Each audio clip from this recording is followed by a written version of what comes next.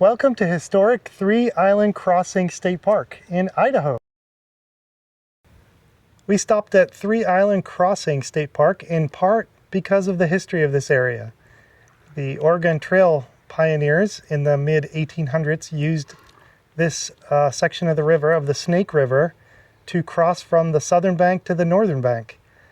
Now, part of the people, most of the people, crossed right here using the first two islands, because even though the Snake River is pretty treacherous, this was an easier crossing. Those who are a little chicken, though, seem like they went further down on the south bank of the Snake River to cross over, maybe have a little bit of an easier time. I don't know which one I would have picked. Three island crossing or one crossing? Well, they used two out of the three islands to cross for the crossing here at the south bank, from the south to the north. But it looks pretty steep across the way from us, and as you can see behind us, they use these wagons. So they came down a pretty steep incline to the bank of the river and then crossed over. There were a lot of lives lost here until the, I think it was the 1860s, who the town is named after here, Glenns Ferry. He opened a ferry a couple miles downstream, and people were able to cross much more safely. So kudos to all those pioneers who forded the river here. Apparently the bottom was very treacherous with holes, and the horses would fall into the holes. And the wagon wheels. Yeah, and the wagon wheels. Yeah. Very difficult. So kudos to them. Yep.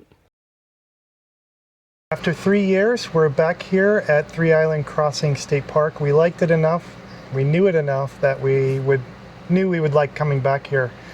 It's the end of August and it's a little warm out.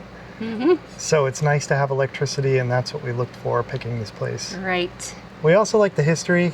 Yeah. And the campground's pretty good. So we're sitting here in our campsite with the Snake River behind us down in the valley. The sites are pretty well spaced out. I like them. There's a decent amount of space between us and our neighbors. There isn't like a hedge or a fence or anything blocking or screening our neighbors, but it's the nature of where we are. It's very dry here, so things don't grow automatically like they do down in Florida. And there's a decent number of trees here because we're near the river, giving us partly shade, I would say. It's pretty good. It's perfect if you want all the things that the sun and open sky brings, like Starlink and solar, although we're plugged in, so solar is not that big of a deal. Right. And also a little bit of shade is nice, but not too much shade, because if you're here when it's cooler, you might want some sunshine to warm you up. We'll talk about the weather a little bit later, but it can get very hot here. Yeah. But as far as the campsites go, they're pretty level. We put 2 blocks in our rear wheels to get us level. On gravel. Gravel pads. Which is kind of pokey, because when I got on my hands and knees, it all stuck to me. It hurt a little bit, but and you'll track it in to your rig for sure. Not a lot of tight turns on the loop. There are some lower hanging branches, but it seems like they do a pretty good job of clearing those out. There's some longer sites here, so I'd say this is a big, at least Wagon Wheel is big rig friendly here with power and water, although we only had 30 amp service. So I'm not sure if, I thought when I looked there were a few sites that have 50 amp. So if that's important to you, if you want to run both your ACs in the middle of the summer, make sure you get the 50 amp sites if they have them. Check that out. There aren't any sites that have power, water, and sewer, but there is a dump station here. Looked pretty good. There was a hose threaded connection at the dump, so you can rinse your black tanks like we like to do. There was also potable water there, a bit too close to the dump stations for my taste. Don't like doing that for some reason. It feels... Not for your taste. That sounds bad. I do not actually taste for the your dump taste. station water. Yeah, we don't want it. They also have a shower house or bath house in the middle of the loop. Really nice. Wagon Wheel, as the name might suggest, we're in a wheel configuration with sites around the edges and in the middle. There's not our favorite kind of shower stalls. I mean, they have stalls, so you don't have your own room with the extra amount of privacy you get from that. But very well, they're stalls with doors and a stool inside and shower curtain. The showers are free, hot showers, and they did have flush toilets in there. They seemed clean to me. Very clean, Did yes. they pass the Christina test? They did pass the Christina test, and the shower is a nice flow. It's not too hard and not too trickly. It's just right. Very nice. They had, I saw hooks. Yep. At least one hook in the men's room. They probably had multiple in the women's room. Although they didn't have a bench inside your changing area, it's just a little stool, smaller than an average stool. So you can't really, I mean, you can sit on it, but you're not putting anything on it. You're hanging your stuff up. Yeah, so overall, I would say pretty good campground. Yeah, we like it. We are not near a highway, although we're 2 miles just south of 84. So near enough. Near but not enough. so much that we're going to hear it. And there's a gas station in town. There's some small shops and things. Cute but town. Nothing big. There's no Walmart or big things like that. Ice cream shop in town is really good. We're located about halfway between Twin Falls and Boise, just south of I-84 by a couple miles. There are some tight little turns going through town to get down here, so just watch the corners. Easy enough to check in. There was a person at the booth. There's no gate here. Makes it pretty easy to check in, and then it was straight to our site. No problems at all. And we are here on the weekend, and it's not super loud. It's a Friday night. But it's packed. It's packed. They're all going to be full, I think. I think every site is full tonight. Yeah. Although it's not loud, it's not like there's crazy parties going on or anything like that. Maybe later. Who It's knows? Idaho. No, people in Idaho can party too, I guess. So far, so good. This is our second time here, as I mentioned, and we still like it. It brings back memories, and we can't wait to show you the river. Yeah, that's the cool part. And the historic center. Yeah, if it wasn't for the history, this would just be a so-so nice campground, but the history puts it over the top for us. And the river. We're here the end of August, and it's pretty hot here today, but it's going to cool down at night, which is really nice.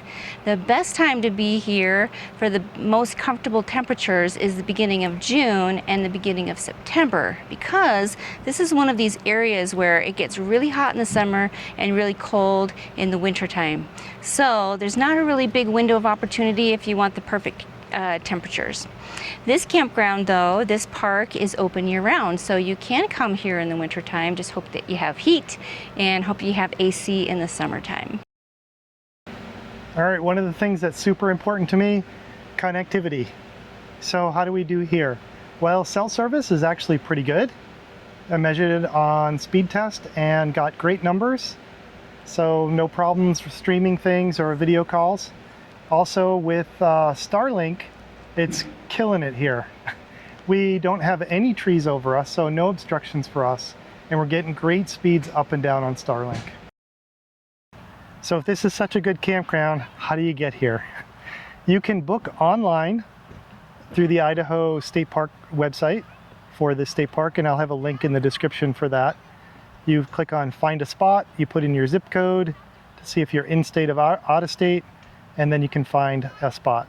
You can filter, you can see what the different sites have for each length, and electricity hookups and water hookups and things like that. It tells you if you have shade or not. It was a pretty easy process. They seem to have their own. They don't use like the standard Reserve America or the other new one that some states are using. But it worked well enough. I was able to filter and find a site, and you can book right up to the time you pull in. So that's pretty good. And I think the fees for booking, they're about normal compared to other states. So no complaints. We're standing here on one of the trails that leads from the campground down to the day use area. It's not a long trail. Nope. It's not paved. Nope. If you wanted to walk down a paved trail, then you could walk back out to the main road and down to the visitor center.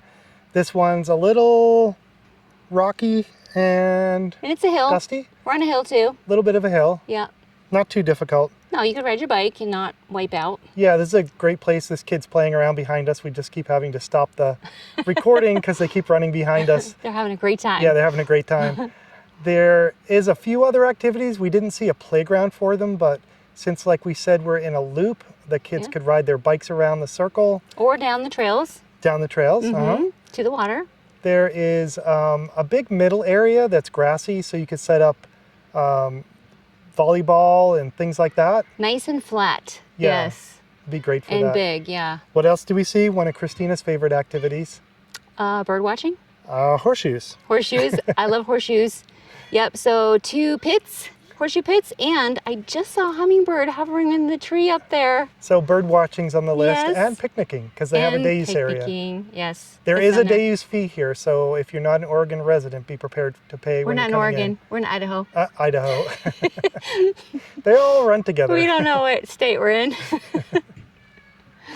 So lots to do here with the history and, walking around the campground.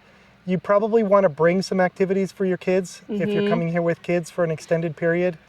Like we said, for that middle area, maybe some volleyball, maybe some balls to kick around or throw around. And there are trails here. They're not extensive, but they kind of go all the different places that are interesting in the state park, like the riverside. It's really pretty down there by the river. It brings you to the day use area and also to the history center. And don't forget to bring bug spray, because There's these if you little can't bugs see, they're all that are around us. flying out. They seem like mayflies, but they don't bite so far. Yeah, so they're just non-biting. flying in our nose and our mouth. But there are mosquitoes here, and there's a warning at right the now. bathrooms that some of them tested positive for West Nile. So if that's a concern for you, check before you come. Which is not as scary as it sounds, but it can be. Otherwise, pretty good activities here, I'd say. Yeah. I Not like great, It. not terrible, middle of the road. Not terrible at all. It's pretty nice. Yeah. Well, that was really cool. We went into the History Museum Center. If you're staying here, definitely walk down and check it out Open 9 to 4. every day. Yeah. And they have people in there to walk you through and tell you Super what's nice. what and point out the islands and where they crossed and things like that. You can actually see the island where they crossed and the hill that they came down from the visitor center. Yeah. And then they have an old piece of ferry that's been left behind.